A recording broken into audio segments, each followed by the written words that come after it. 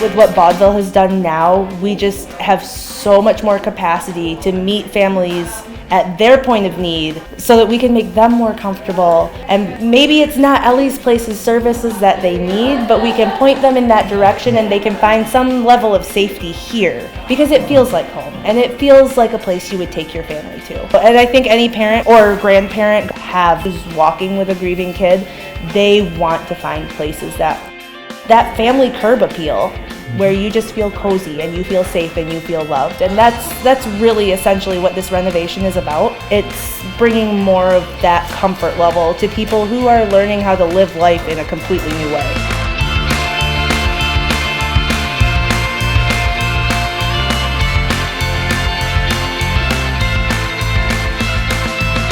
Thanks to all the people who participated in this great effort. It was truly a team effort. Between Ellie's Place and Vaudeville Brands and Vaudeville's Helping Hand. So here's to this place being one of hope, happiness, and healing for many years to come. My team and myself want to thank Vaudeville for really going above and beyond. It was a process, it was a journey, but it's beautiful and we have a beautifully renovated space for our kiddos and our families.